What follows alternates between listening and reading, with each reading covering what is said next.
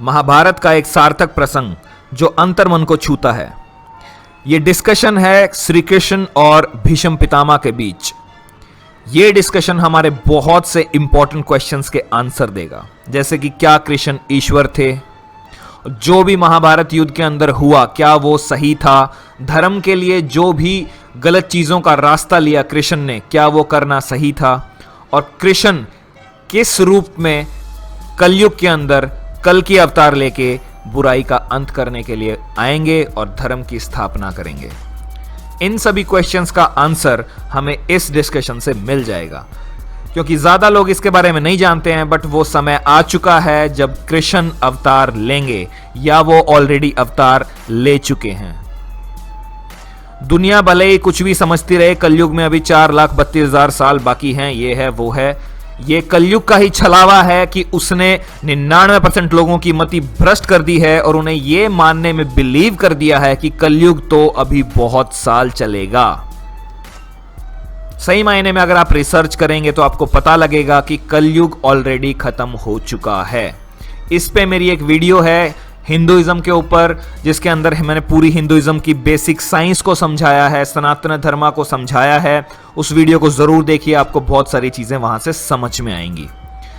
इस थ्योरी को बैक करने के लिए मैं बोलता हूं कि सदगुरु वासुदेव जग्गी की एक वीडियो है जिसमें वो बता रहे हैं कैसे कलयुग खत्म हो चुका है, वो आप जरूर देखिए। एक श्री युक्तेश्वर की बुक है होली साइंस, उस बुक में भी उन्होंने बताया है कि किस तरीके से कलयुग खत्म हो चुका है और हम ऑलरेडी अभी द्वापर युग के अंदर हैं। द्वापर आएगा, फिर दोबारा त्रेता आएगा और फिर से दोबारा सतयुग आएगा। ये पूरा एक सर्कल चलेगा। तो ज्यादा टाइम ना लेते हुए मैं स्टार्ट करता हूं इस स्टोरी को। बहुत ही इंटरेस्टिंग स्टोरी है, तो ध्यान से सुनिएगा। महाभारत युद्ध समाप्त हो चुका था। युद्ध भूमि में यत्र तत्र योद्धाओं के फटे वस्त्र, मुकुट, टूटे शस्त्र, टूटे रथ के चक्के, छज्जे आदि बिखरे हुए थे और वायुमंडल में परसी हुई थी घोर उदासी। गिद्ध, कुत्ते, शियारों की उदास और डरावनी आवाजों के बीच उस निर्जन हो चुकी भूमि पर द्वापर का सबसे महान योद्धा देवव्रत भीष्म पितामह अपनी बाणों की शैया पर सूर्य के अस्त होने की प्रतीक्षा कर रहा था, अकेला। तभी उनके कानों में एक परिचित ध्वनि शहद गोलती हुई पहुंची। प्रणाम पितामह। भीष्म के सूख चुके अथरों पर एक मरी हुई मुस्कुराहट तैर उठी। बोलो, आओ देवकी नंदन, स्वागत है तुम्हारा। मैं बहुत देर से तुम्हारा ही स्मरण कर रहा था। कृष्ण बोले, क्या कहूं पितामह, अब तो मैं ये भी नहीं पूछ सकता कि आप कैसे हैं। भीष्म चुप रहे। कुछ क्षण बाद बोले, पुत्र युधिष्ठिर का राज्याभिषेक करा चुके केशव, उनका ध्यान रखना। परिवार के बुजुर्गों से रिक्त हो चुके राजप्रसाद में उन्हें अब सबसे अधिक तुम्हारी ही आवश्यकता है। कृष्ण चुप रहे। भीष्म ने पुनः कहा, कुछ पूछूं केशव? बड़े अच्छे समय से आए हो। संभवतः धरा छोड़ने से पूर्व मेरे अनेक भ्रम समाप्त हो जाएं। कृष्ण, कहिए ना पितामह। एक बात बताओ प्रभु, तुम तो ईश्वर हो ना। कृष्ण ने बीच में ही टोका, नहीं पितामह, मैं ईश्वर नहीं, मैं तो आपका पुत्र हूं पितामह, ईश्वर नहीं। भीष्म उस घोर पीड़ा में भी थटा के हंस पड़े और बोले, अपने जीवन का स्वयं कभी भी आंकलन नहीं कर पाया कृष्ण, सो नहीं जानता कि अच्छा रहा या बुरा, पर अब तो धरा से जा रहा हूं कन्हैया, अब तो ठगना छोड़ दे रे। कृष्ण जाने क्यों भीष्म के पास सरक आए और उनका हाथ पकड़कर बोले, कहिए पितामह। भीष्म बोले, एक बात बताओ कन्हैया, इस युद्ध में जो हुआ वो ठीक था क्या? किसकी ओर से पितामह, पांडवों की ओर से या कौरवों की ओर से?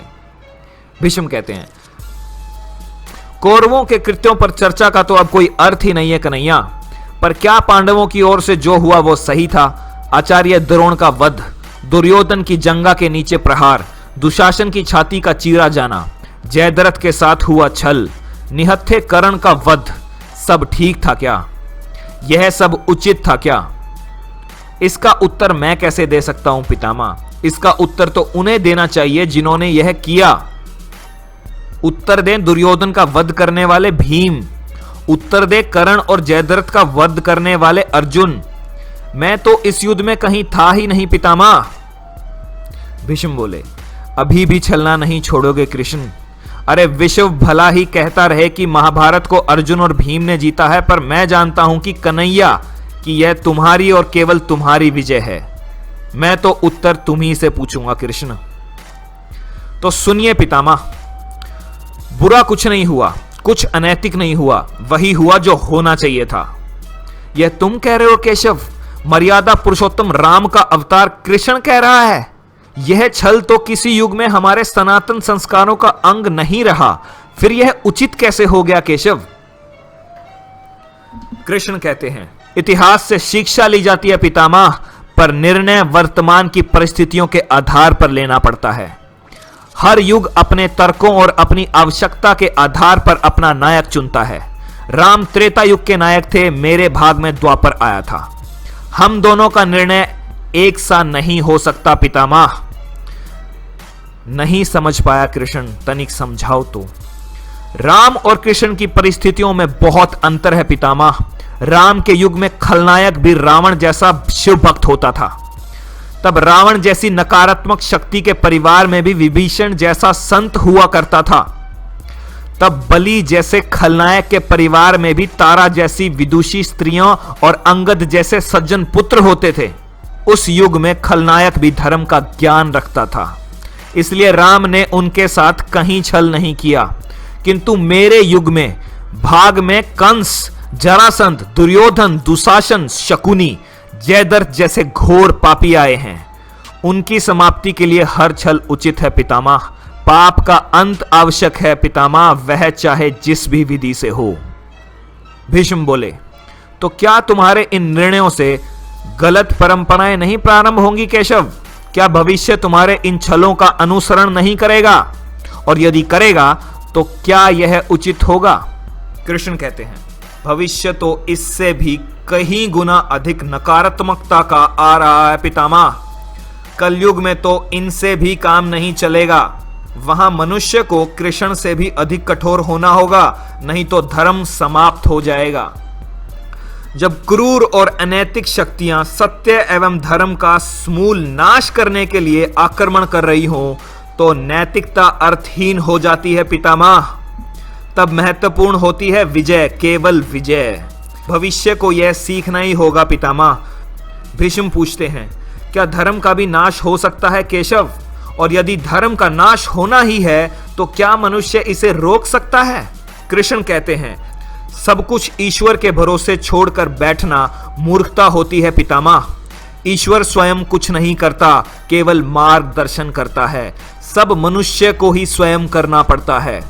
आप मुझे भी ईश्वर कहते हैं ना, तो बताइए ना पितामह, मैंने स्वयं इस युद्ध में कुछ नहीं किया, सब पांडवों को ही करना पड़ा ना। यही प्रकृति का संविधान है। युद्ध के प्रथम दिन यही तो कहा था मैंने अर्जुन से, यही परम सत्य है। भीष्म अब संतुष्ट लग रहे थे।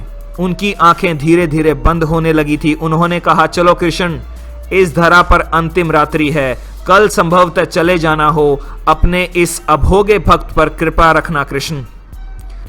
कृष्ण ने मन ही मन में कुछ कहा और भीष्म को प्रणाम कर लौट चले। पर युद्ध भूमि के उस डरावने अंधकार में भविष्य को जीवन का सबसे बड़ा सूत्र मिल चुका था। जब अनैतिक और क्रूर शक्तियां सत्य और धर्म का विनाश करने के लिए आक्रमण कर रही हों, तो नैतिकता का पाठ आत्मघाती होता है। महाभारत से हमने देखा कि द्वापर युग के अंदर अच्छाई और बुराई सेम परिवार के अंदर आ चुकी है, पांडवों और कौरवों के बीच। और जैसा कि हमें इस कहानी से पता लगता है कि कलयुग के अंदर अच्छाई और बुराई सेम इंसान के अंदर देखी जाएगी।